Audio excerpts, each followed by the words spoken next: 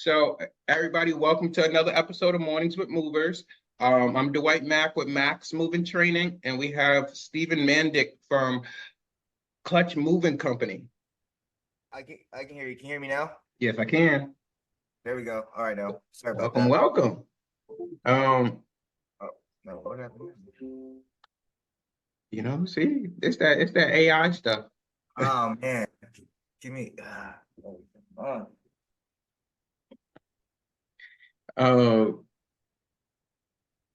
I tell you, technology gonna get ahead of us, y'all. We got to stick with the times. As a moving business owner, your day starts with a plan. But what happens when your movers don't show and that plan falls apart? Last minute no-shows. You're left to bootstrap, jumping in as an extra body. Yet sometimes, even that's not enough. This isn't just a disruption, it's a barrier to your business growth. Introducing Moving Force, your on-demand moving team. With Moving Force, say goodbye to no-shows and hello to peace of mind. With reliable, on-demand staff ensures you're never undermanned, turning your operational nightmares into a thing of the past. Moving Force, where every day is moving day and every move is smooth. Empower your business and keep growing without missing a beat. Join Moving Force today and move forward with confidence. There we go. Sorry about that. It's All right, technical. cool. So what's going on, good sir, besides the technical issues? Man, just staying busy this summer season. I see. Great stuff. I've been watching your stuff on LinkedIn, and you got some great value dropping videos and stuff like that. Yeah, what's been, I guess, your inspiration to keep giving back to the industry?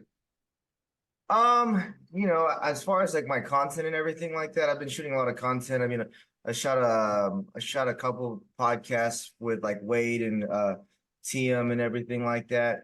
It's just learning everything that I've learned and all the game that I've gotten from a lot of the other moving companies. I like to give back and share my knowledge. And I'm trying to grow an audience and grow a following.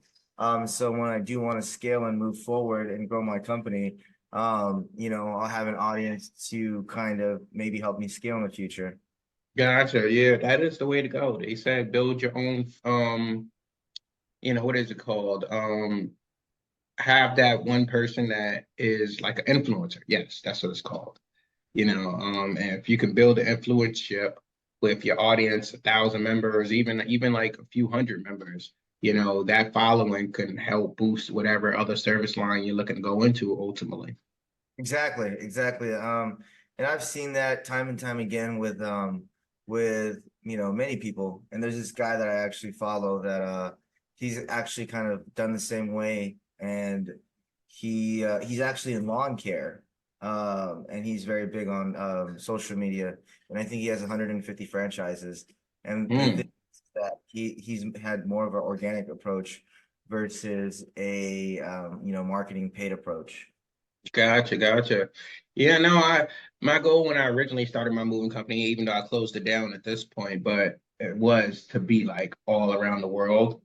But when you first started, they tell you there's like two or three different avenues you could take to do that, which is, you could either franchise and which is very expensive, but you can franchise and get around and expand that way based off your brand, or you can chain it and open up multiple branches in different states, or there was like a kind of like a hybrid approach to it.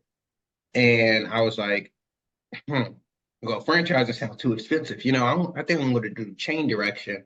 And then quickly I realized that, once I opened my second location, I was like, what? This chain and stuff is very expensive.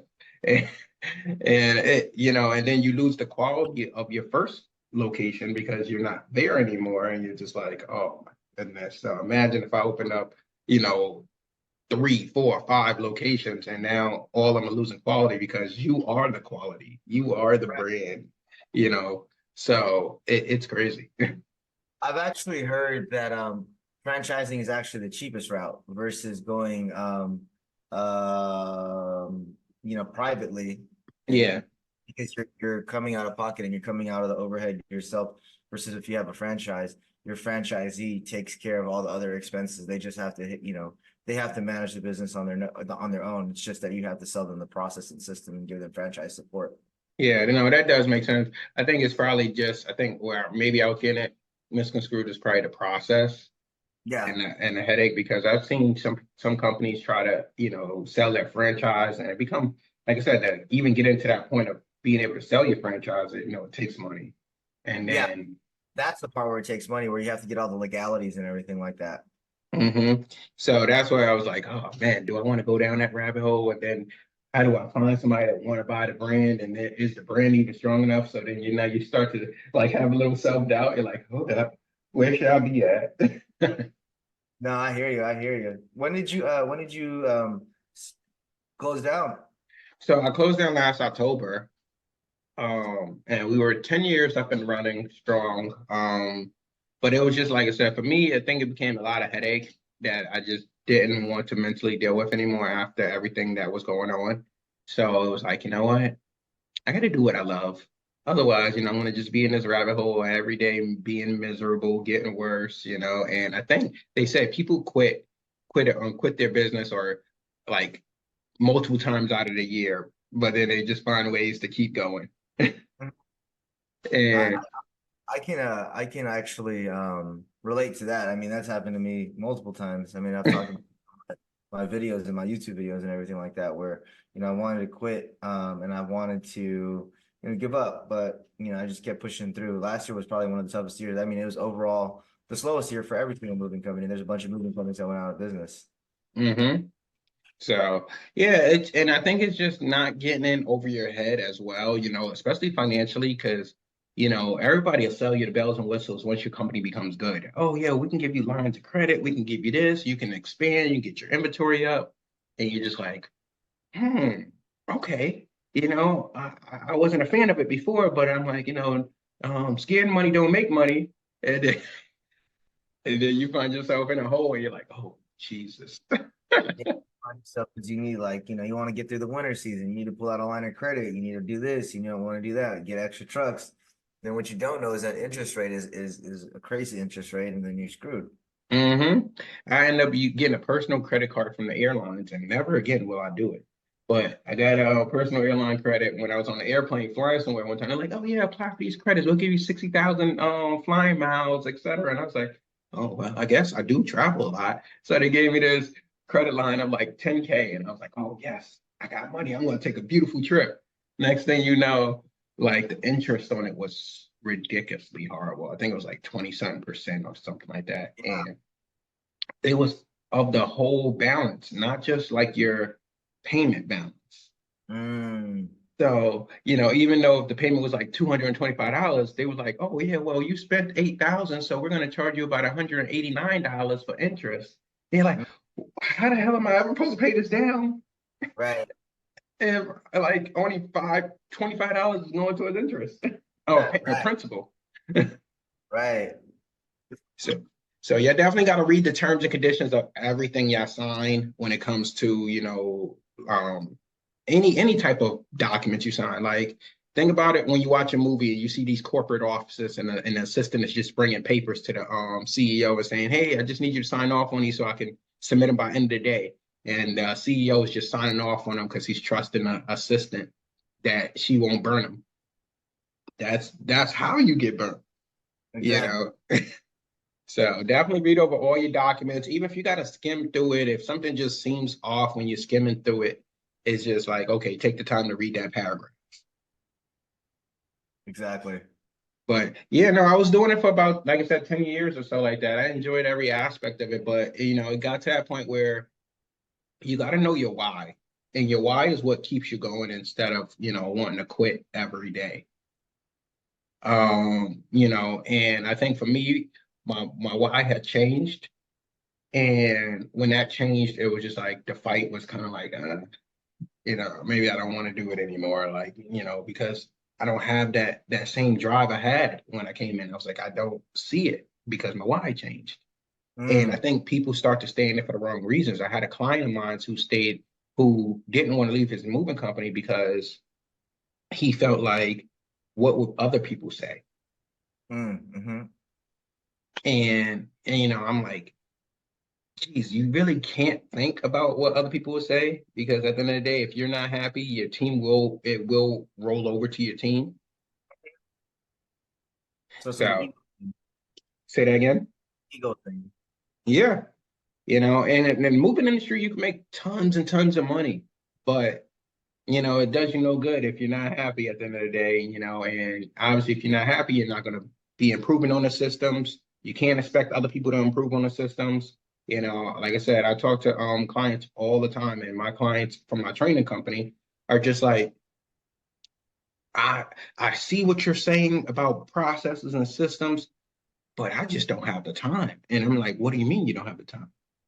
Like you rather somebody else in your organization learn how to put the processes and systems together, but you don't want to put the processes and systems together. What if they Right. leave?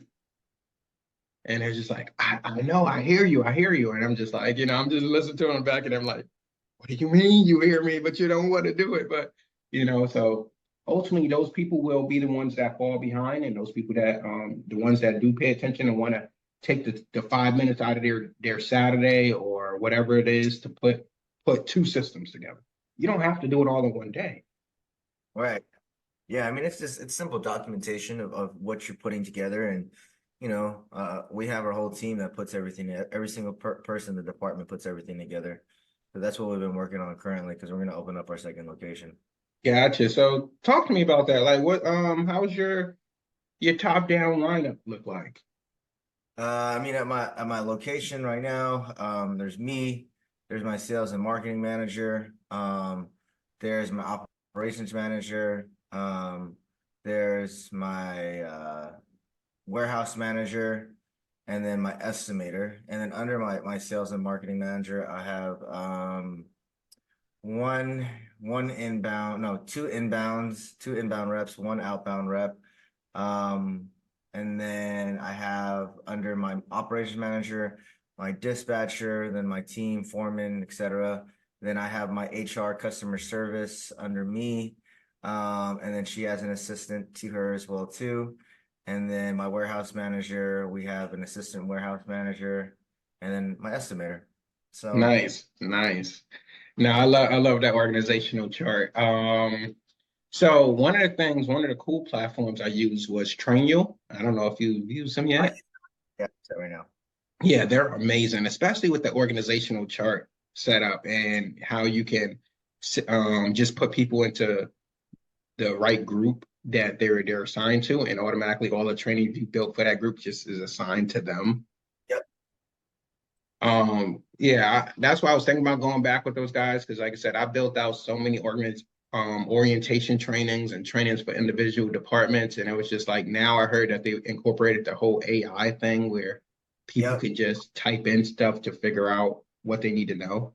I mean, yeah, most of the time too. I mean, it's just like as far as like putting in the processes and everything like that, it gives you a template, and then you can also like template out like on ChatGPT and then make it to your liking on how you Hmm.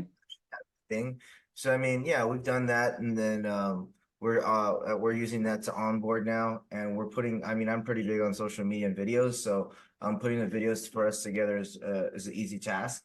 So yeah, that's been something we've been working on, and it's fun because we actually get to document the process and see what people really think the process is.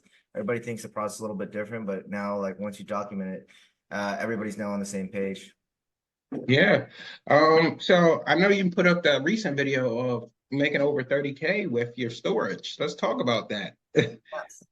Yeah, so with our warehouse, I mean, we probably sometimes we make more. I mean, I think this month we'll probably do like 40, but we do receiving and storage for urban Hmm. designers, and then also just regular residential clients. So with our receiving, we receive stuff for interior designers. It's Hmm. pretty big. I know it's pretty big in like major cities across the US. But out here, that's something that we focus on. We have a really big line of business with, and receiving, shipping, that's a lot of money that comes in and out of the warehouse every single month. So So for your charging method, like, so are you comparing your volt sizes to the market, or are you charging based off a limited space? um, We're charging up to limited space. I mean, honestly, not even close to the market. I mean, I'll be honest. We're doing a little bit higher. I think for each vault, we're at like 200, Oh, $200. nice. But I mean, you got to also understand that in San Francisco, the cost per square foot's a little bit higher. I think we're at Okay, gotcha. probably like average is probably like $1.50 to two something per square foot. So I mean, we're at $200 per vault, but our receiving fee is $55 per item, and then we have a shipping fee, which is like I think right now is like $10 or $15 per item. Okay. So you said $50 per vault or $50 per item? $50 per item when we receive it, inspect it, and then we put in our a storage vault, which is $200 per 5x7x7 storage vault. Ooh, you killing it out there. I thought I was killing it when I had it where we were charging like maybe $220 for overnight storage. We were charging like I think $69. Well, we were charging only $70 for our vault and $50 for handling fees for that vault. So, but you're saying $50 per item. I wish we were charging that much per item. We're at $55 per item, and then once we handle it and we send it back out, that's like another 15. So 50, I mean, we're at $65 per item. And like, a lot of designers have pretty big projects. We just put out a bid for a project that had, I don't know, probably had 1.5 million pounds. Mm. So that's like 40, I mean, 215,000 cubic feet. It was a huge project. It's a huge install, huge hotel install. Oh man. Ooh, that sounds good. Now, would you say that's very comparable to your market, or is just, like, because ultimately it matters about the bottom line, not so much how much you're bringing in on the top line. Yeah, I mean, what do you mean comparable to my market? Like, is that what Like, that's what I because obviously we know that San Francisco is just an expensive market to live in general. yeah. So, do you feel like your profit margins are there with the storage? Yeah, for sure. I mean, I mean, it's a lot more higher. I mean, I mean, we're probably running anywhere from like 18 to 22% margin month over month. Uh, Okay. but I mean, we are pretty highly priced. And I mean, I put a lot of money back into the company. We've been growing it. I've only been in business for I think coming on my fifth year.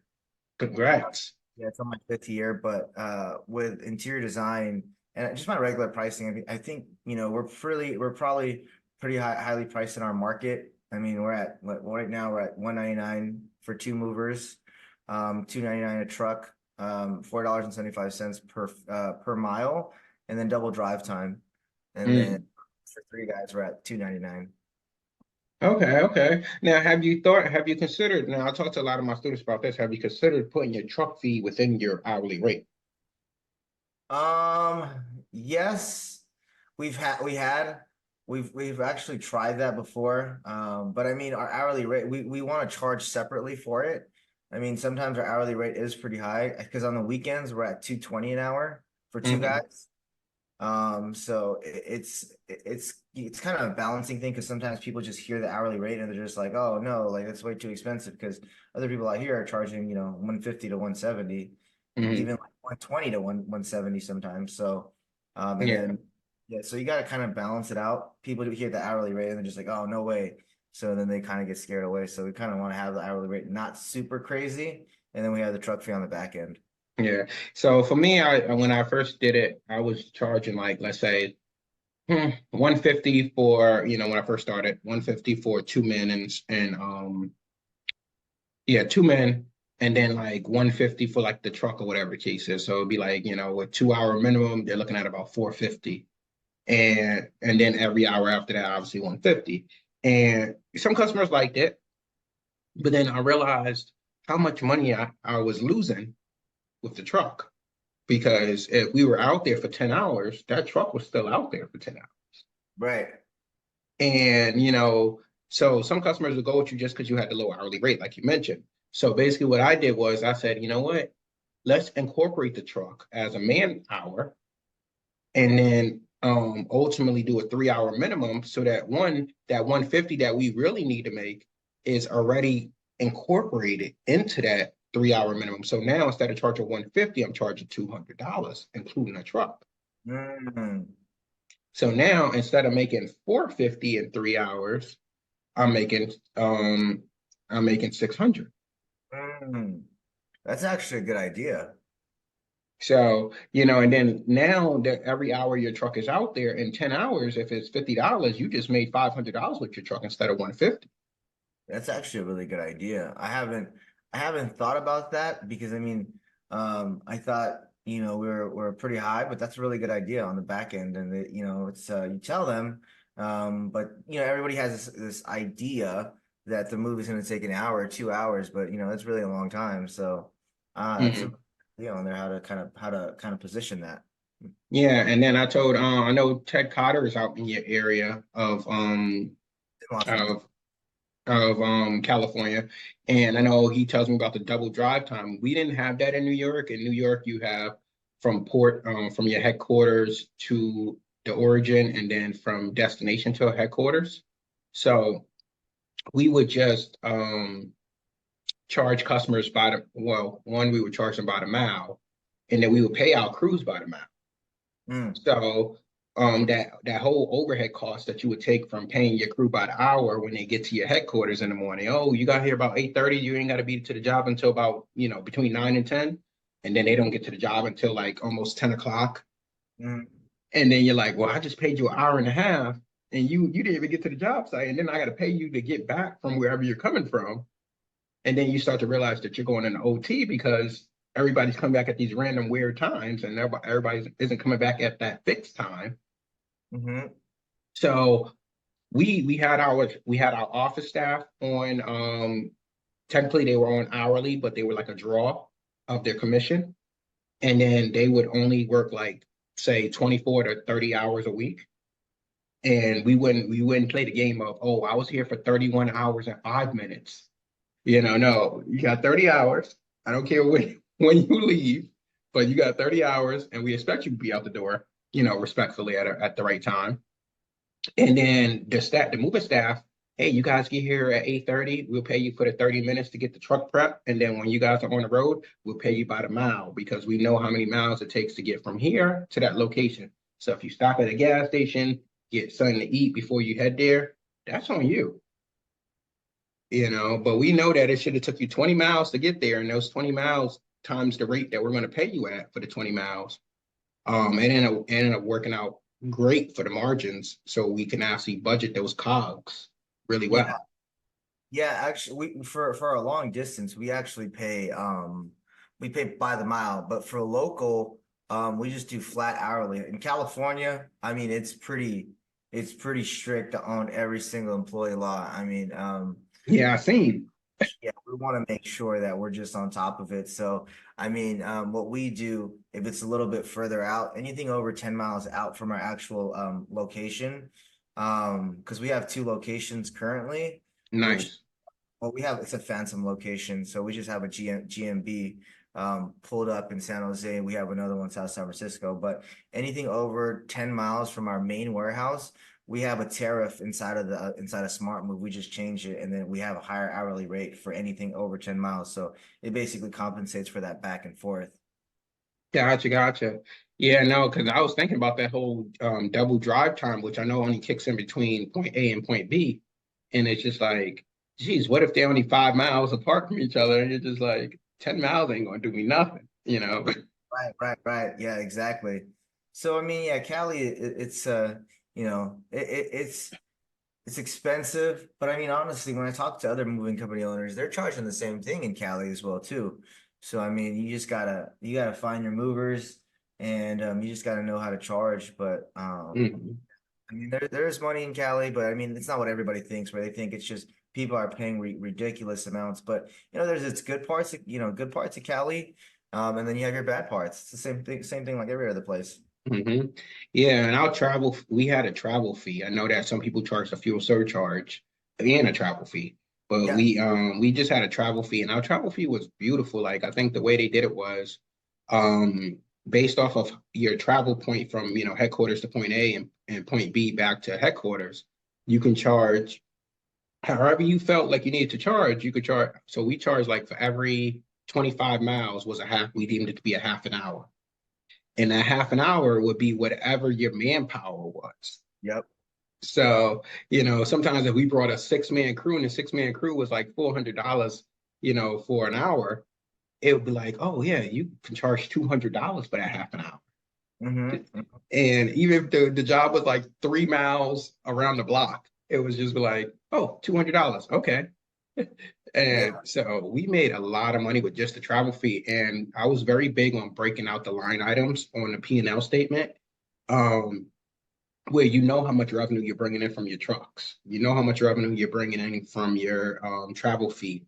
And you know how much revenue you're bringing in from your actual move revenue. By breaking those three things down, you have expense lines for each of those.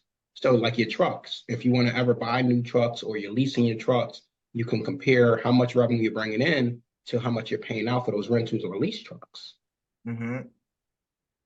But a lot of CRMs don't really break it down or allow you to map it like that.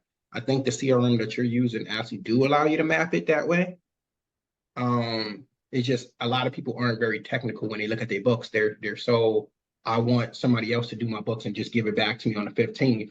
And I'll look to see if I made a profit that month. And if I did, I'll cry wolf or try to speak to somebody about it.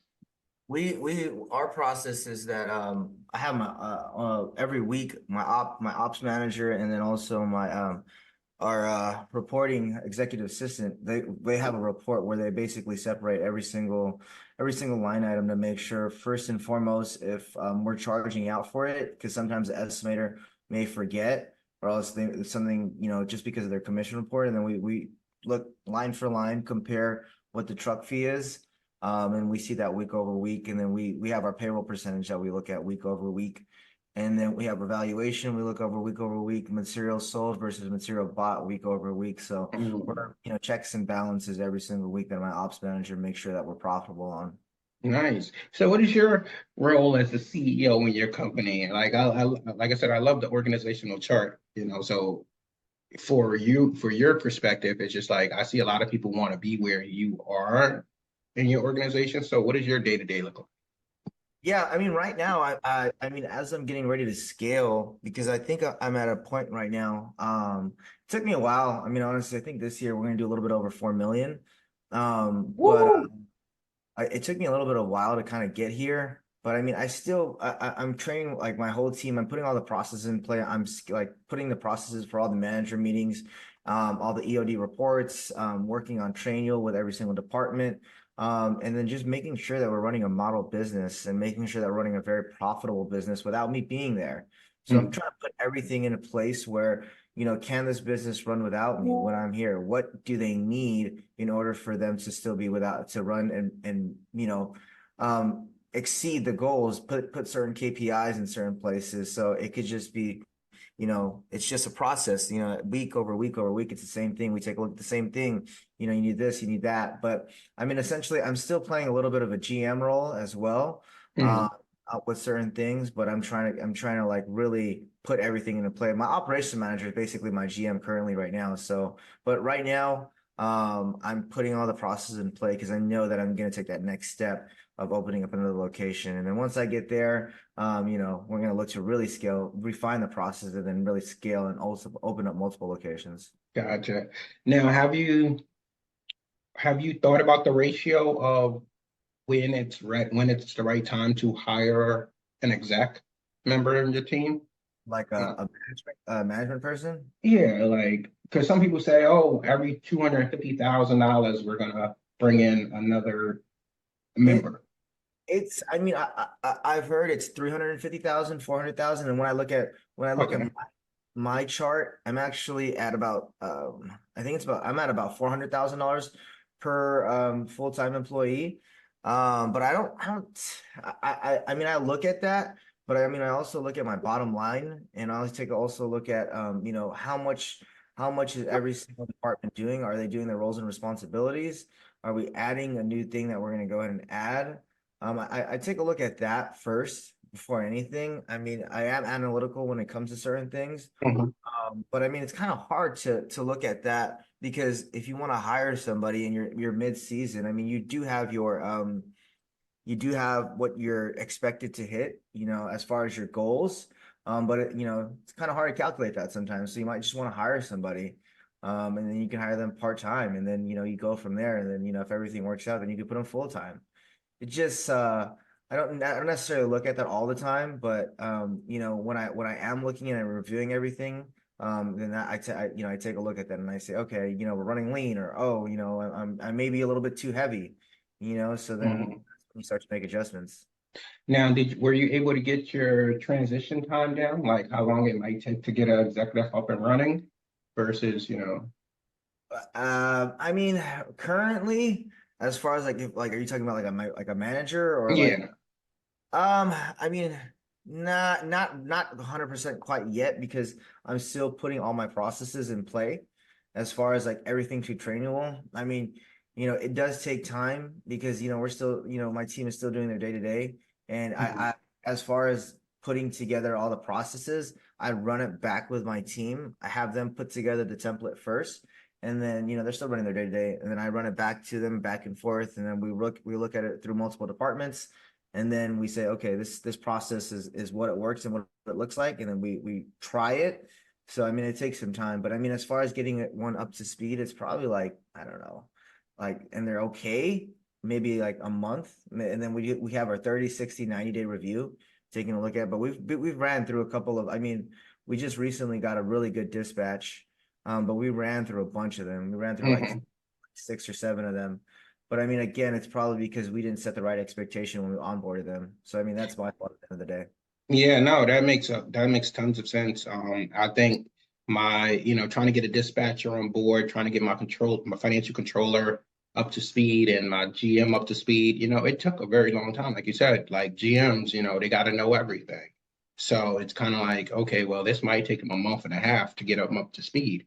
So, but they also say kind of like hire slow, fire fast type of thing where, and I think is because, hey, if these people aren't the right people in the right seat, to hold on to them just because it took them a month and a half to train to get up to speed, it could be more detrimental to your business than to just let them go and bring somebody else in.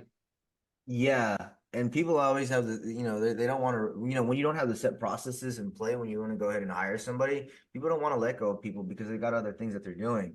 So it's just like, oh, let me just keep them until I do this. Let me just keep them until I do this. But really, they're costing them more money in the long run. I mean, a quick story about that. I had an estimator that I just kept because I didn't want to go ahead and retrain another estimator, and I also didn't want to go ahead and I didn't want to go ahead and back out on the field to go do estimates. So I was like, man, I don't want to do that. So I kept for like another 6 months, and he ended up costing me money versus because he was like blowing all the sales and on-site estimates. So if I would have got rid of him earlier, I would have made my money essentially. So is his sole role just on-site estimates? My estimator, they do on-site estimates. He does a little bit of what is it called? B2B building, so biz development. He'll do lunch and learns. He'll do what else? He'll do like affiliate meetings, senior homes. But my back end office will book everything, and then they shoot it out to the front end office, which is my estimator. Oh, nice, nice. No, that's awesome. Like, I love the system of how you got that all operated. Because I always thought, like, I know you said you hired two inside sales reps and one outside sales rep. Is that the estimator that you were referring to? No, my inside sales reps they take inbound calls, and then my Hmm. outbound sales rep, we have like audience lists where we target, and they're just dialing, cold calling every single day, setting up calls with our executive, and account executive handles like interior designers, affiliates, things of that sort. So we kind of have it set up like that. Oh, wow. Wow. Cold calling, I'm like, no, don't worry about it. Y'all never be cold calling because we got enough leads coming in. Because we used to average, I think, about 30, it had to be like 37,000 leads easily a year. Because we had so many lead providers that was providing us leads. Then we had, Google that was bringing in leads. And it was just like a lot of leads just calling, and we didn't book all of them, of course. There was just no way. But our target was if we could book at least, and again in our market, if we could book at least 600 jobs, 500, 600 jobs, we were fine to hit our marker, which our marker, I think the highest we hit was about 750 in a particular year. And that again, that was only with a few trucks, but it was just like, geez, and I think once we got our extended cab truck where we could fit 4 to 5 people, I think that raised the bar so much for a lot of our clientele because it was like, oh yeah, we could do that big move with one truck, 4 guys. And we were getting a lot of those jobs. Like, hey, we'll send you 4 guys in one truck. Don't worry about it. And the customer was like, okay, no problem. So it was like, all right, cool. We're paying, you're going to be paying about $250 to $300 an hour just for those 4 guys to be out there for like 5, 6 hours. And the money was looking real great. Right, right. Yeah, no, for sure. Now, I was going to say, now, do you think your storage is doing what it needs to do to cover your in-house overhead? Yeah, it actually, so right now, I mean, at least my warehouse, so we look at it a week over week, especially just for the receiving and shipping, just to justify if the labor is correct. But I mean, it covers, I mean, when we take a look at it and we want to make sure it does, it covers the warehouse storage, covers the warehouse, the rent, everything that comes along with the warehouse. And then we have some that spills over into our regular, you know, our regular day-to-day Hmm.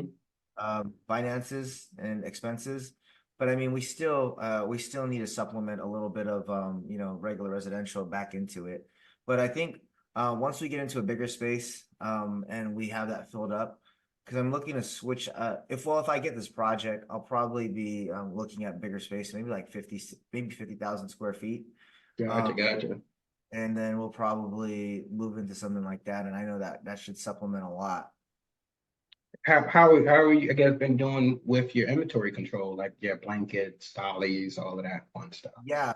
So I mean, we have a truck manager that basically has the inventory every single truck and inventories every single truck. And then we also take a look at week over week. We take a look at our material buy versus what we sold. Mhm. And our operations manager looks at that because he's compensated off profit. So to make sure that we're making sure there's no shrink, making sure that we have a really solid process, and then whenever our truck managers inventory check, he always inventories what was there the night before, or what is there for the day when he's redoing everything. So you take a look at that. But okay, so I created for me, I love spreadsheets. So I created like a what do you call it? Like a spreadsheet version of it where every tab kind of connects to each other, and basically you can put in your warehouse inventory to your truck inventory, and I would have my dispatcher do that every day as one of their tasks to make sure that hey, you weren't losing anything. Now, do you put any of that responsibility on your movers and drivers, or do you just leave it all to your person who's handling your inventory? Well, when we close out, the inventory does, our foreman looks at everything, but they're not necessarily inventorying everything as far as what's inside of the truck. They just do a quick glance, make sure Hmm. it's in there. But no, we have our truck manager that does it. Um, because for us, when we ran the numbers, at least, when we have the foreman or the warehouse, or I'm sorry, the foreman or the movers, and they're looking through it, ends up costing us a little bit more than having the actual set designated person. Maybe on a smaller scale, I Yeah. can see another company having their foreman really doing it. But when we have, multiple crews, 8, 9, 10 crews out in a day, and they're trying to put all the inventory, that eats up more time versus I'm just having one set person that's doing it day in, day out. Gotcha. So 8, 9 to 10 crews out in a day. That is beautiful. Uh, Mhm. now is that are you like 50% to 75% in the winter months, or where you feel like you fall? So in the winter months, we actually do a little bit. We pretty stay stable. The reason why is because interior design is actually busiest during the winter months. Mhm. So that actually supplements that during the downtime. So, because people want to get new stuff and furniture installed in their place, like for fall, for like September, October, November, December. And then for us, we really see our downtime in January, Feb. But then Okay. we also pick back up, I mean, for any industry, we pick back up in March, but also for designers, it's really big in March as well too, because it's springtime. So people want to get new stuff inside of their house. Gotcha, gotcha. So I would say, have you thought about now I think furniture delivery companies or last mile delivery stuff. Have you considered that? Because I know that picks up in December. And Oh, then well, we looked into that, but honestly, it doesn't pay. Like it doesn't pay a lot. With our designers, they pay a lot because they're not the ones that are paying for it. I mean, anybody that hire an interior designer to redo their place and buy their Mhm. furniture, they got money. So Yeah. they're not, they're not the ones picking out the furniture. They're having somebody else pick it out for them. So to pay for that service, I mean, that's a higher end service. So at the end of the day, they typically don't really care what the price is. They just care what their designer does because the designer bundles all that cost into their fee place. So, and I know the designers, they charge an arm and a leg. Yeah. Well, I would say don't undercut like last mile delivery just because obviously the price points do suck. I'm not gonna lie. Yeah. They had this one company reached out to us and said, "Hey, we want you to just do mattress deliveries, and we'll send you over 100 mattresses in a week, and you just have to get them out as soon as humanly possible. But again, we're only going to pay you $100 for each mattress. Now, obviously, that doesn't make any sense in that sense because we got to get rid of the old mattress. And if we Mm, got to dispose of the old mattress in our area, junk removal, it's about $100 a mattress. mm, So it just doesn't, no matter how many mattresses you try to bundle up and put it, take it to the junk, they're going to charge you $100. So it's like, okay, well, we're going to be losing money because we still got to pay our staff. But if they were to pay us, say, $200 a mattress, now we make, what is that? 100 mattresses, 200, we're looking at approximately like maybe maybe like $2,000, let's just say, mm-hmm. or 20,000, might be, yeah, 20,000. It's too bad. So that's not bad when you Yeah. think about it, because you're like, well, hey, how long should it take my crew to move a mattress into a residence if they don't have to climb stairs? Oh, maybe 15 minutes, especially if there's two people out there. 15 minutes, and that's being gracious. And then how much am I paying in fuel? So when you run that little overhead for just that mattress, you're like, oh, well, out of $200, really 100, I'm I'm approximately at about 50 to $60 in profit. Mm-hmm. So then you do that times the 100 mattresses, and you're like, oh, we actually are making money. Mm-hmm. But you just got to see from a micro level, then like a dollar amount. Yeah, I mean, I've looked at that. I've actually done that when I first started. I was Mhm. just taking everything, but I mean, I'd rather. I mean, it sucks to say. For me at least, I'd rather not do it. Unless it's super volume, because Gotcha. the margins are paper thin, and anything can kind of happen there. So I mean, Yeah, I get what you're saying. The liability risk is yeah, way higher liability than. for me, at least, it doesn't make sense because I mean, we're trying to chase bigger projects and everything like that. Hmm. But I mean, Gotcha. to start for anywhere. But I mean, where I'm at in my business, I probably wouldn't. I would just give it to somebody else, honestly. Gotcha. How's the valuation sales going out there? I know you mentioned it earlier. Yeah, valuation. We're probably, I mean, this month we're at 90% valuation that we're selling for every single opportunity. And then we just compare that with we look at the opportunities for residential. I think the other day my team sold like a I don't know $4,000 valuation on a $200,000 shipment. So we're selling a lot of it. I mean, I think, oh, well, our goal right now is to be 70% with our opportunities that we have. And we're probably selling, I don't know, maybe 10 to 20,000 in valuation every single month. Nice, nice. So I got a question from Moving Company Hustle. Got three-part question. He says, "What is your recruiting process like?" Yeah, I mean, as far as our recruiting process, we're always looking to hire. We're always having like an Indeed or a Craigslist ad. And then, we have a process where we run them through, get all the paperwork, run them to training. Then we get them out in the back of the warehouse. We set a date and then we run them through our training. They go through the certain things that we do. Since we work with a lot of interior designers, one of the main things that we do is that we actually have them get certified to be an installer. So like hanging stuff up and everything like that. And then we just did it the other day. And then after they just we give them a certificate. And then the person that performs the best, that gets the best grade out of everybody, we give a gift card to them. So we want everybody to participate in all of our trainings, because sometimes when you're onboarding people and then you're training them, they take the training because they think it's bullshit because they probably worked for another moving company and they think they know it all essentially. Mm-hmm. And a lot of times other moving companies bring like movers inside their company. They don't even train them. They just throw them out on the field. I mean, I've done that before. I just throw them out on the field, but now we have an actual process where we actually put them through the training. Now, do you give them access as like access user spots on Training, or do you kind of like Yeah. just have people off of an admin? Say that one more time. You cut Do out you there. give them user access so that they can refer back to the training that they have for their position, or do you just have people off like an I'm. You said something about you're cutting out there. admin? Can you hear me better now? Do it one more time. Can you hear me now?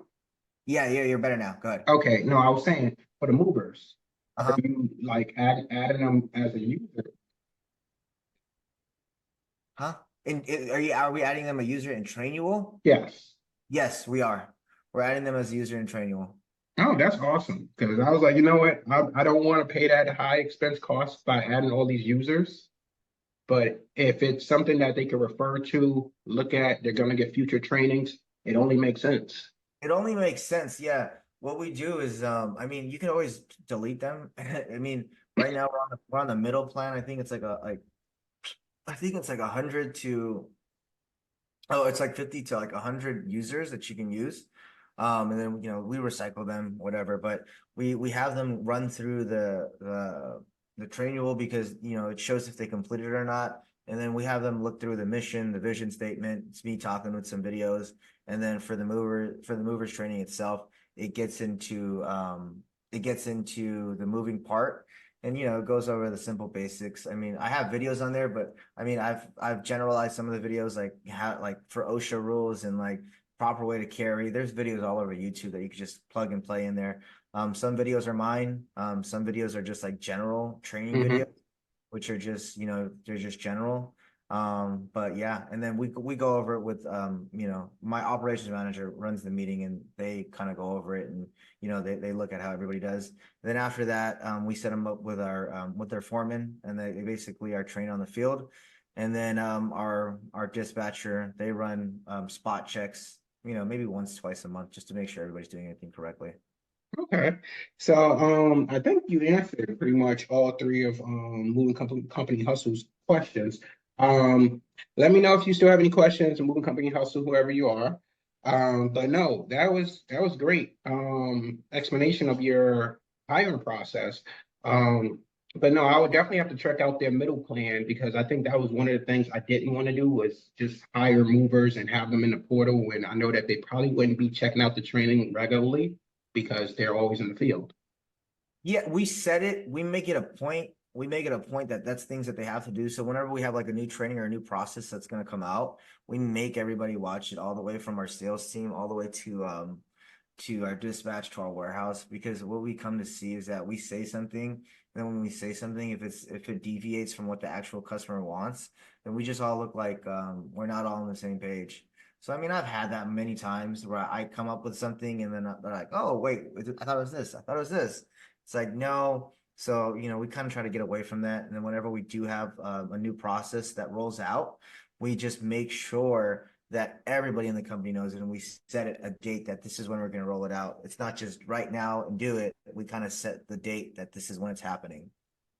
Yeah, so I used a company, I forget their name, I'll have to find out and let you know, but it was basically a company that gave us like driver training.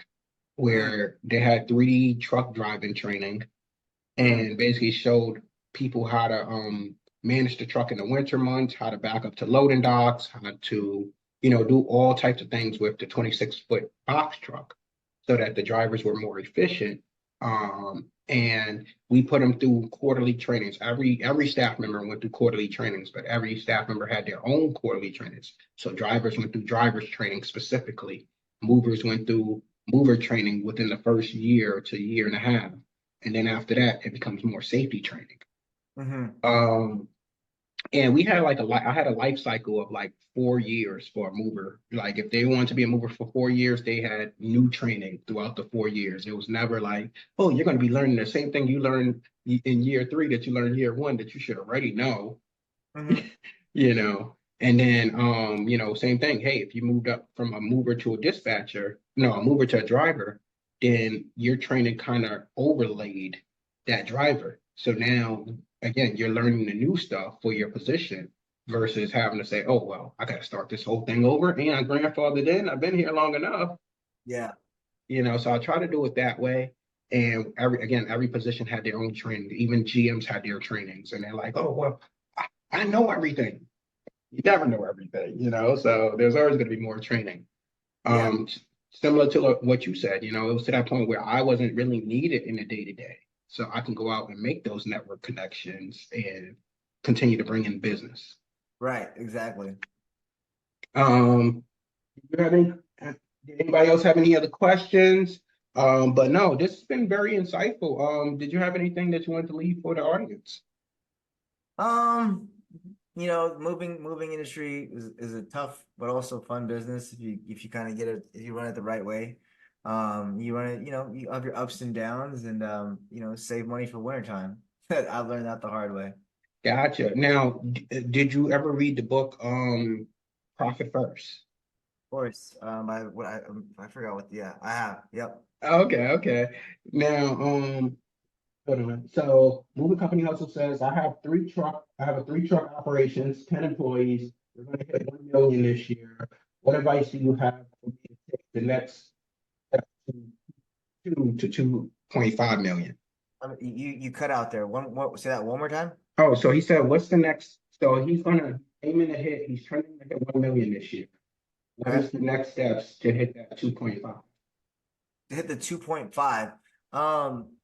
I'm trying to think when I was at that position, getting to 2.5, it's really building that sales process and really making sure that sales process works consistently and it's built like a machine. So really dialing in and having that really good inbound sales rep and really dialing that process. We have a 10-step process that we look at whenever the inbound call comes in, and that's what we train on. And then also just to make sure that you also have a really good, if you're not doing it or you hire somebody else that does it, a really good estimator that goes out there, either does virtuals or on-site estimates. And then that's really what helped get me to the next level. And then also just the follow-up process along with, the follow-up process for like MailChimp, for your past customers. That's really dialing in that process. And then once that happens, it's like a machine and it just rolls and rolls and rolls. But really having the good sales process and the good sales reps is what's going to help you get to that next level. Because, if you increase your sales close rate, that's going to eventually get you more profit in the long run. And then you can always network as well too. What I come to find out for me, I mean, networking was great. That's actually how I got 2 of my biggest projects from BNI.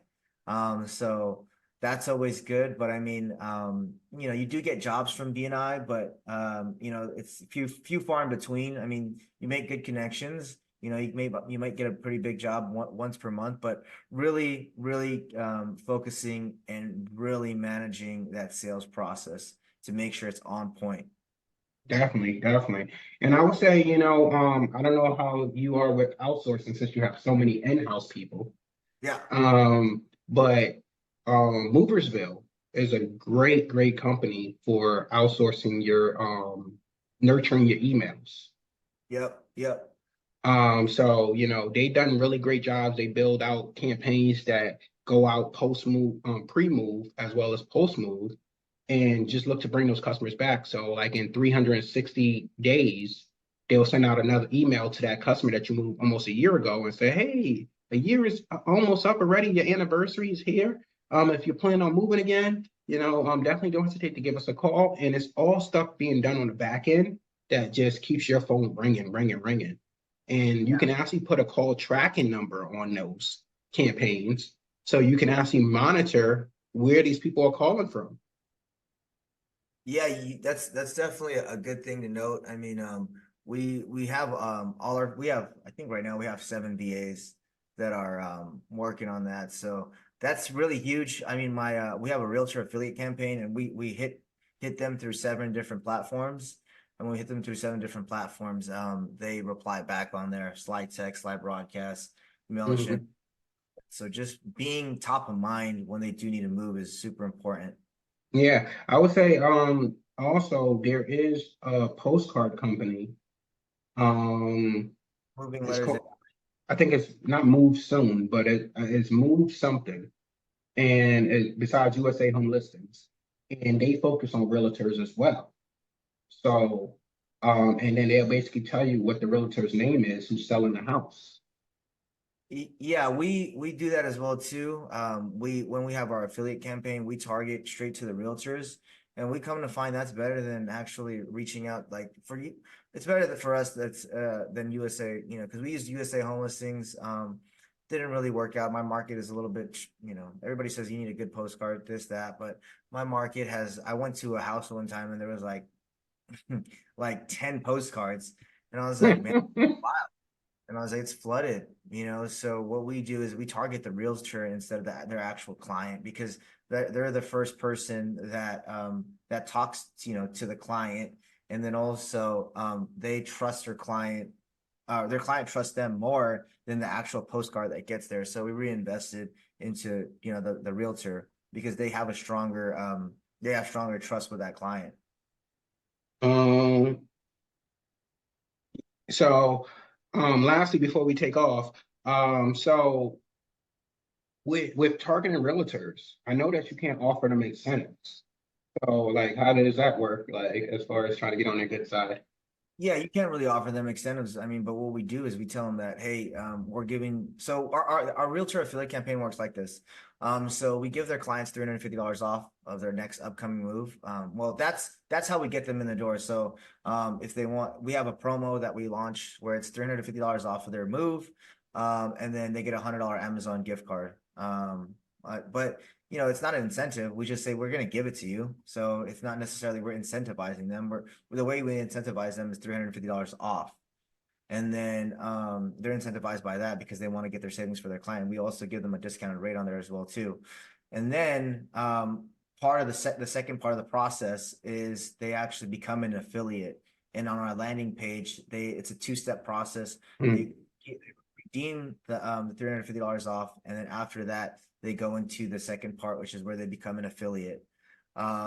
So they say they don't take incentives, but we just give them an Amazon gift card as a thank you. We don't really sell that as a selling point. We sell the $350 off as an incentive for their client, not necessarily for them. Gotcha. All right. No, this was very, very interesting. And I'm super excited to see where you are at just the 5-year marker. So definitely, we'll definitely have you again on the show, and you and I will be talking. So, anything you want to leave for the audience before we take off? I mean, that's pretty much it, man. I hope I gave value to everything, and I really appreciate you having me here. If you guys want to find me, Mr. Clutch _Mr. Clutch on Instagram, on LinkedIn, TikTok. I'm on YouTube as well too. I have a podcast on there, but I don't really focus on moving company owners. I do every now and then, but have more of an entrepreneur, general people that I interview on there. All right, y'all. So definitely go out there, keep crushing it. It is June 15th right now. So you got about less than 90 days before the end of the season. So just keep crushing it. If you haven't read Profit First, go get that book. It's going to help you with your finances because the winter will be here. And this is just phantom time. You're going to make hopefully well over, 200 to 300,000 in the summer month or way more than that. And at the end of it, it gotta last you until next summer. So get your finances in order. All right, y'all. Y'all take care. We'll talk to y'all soon.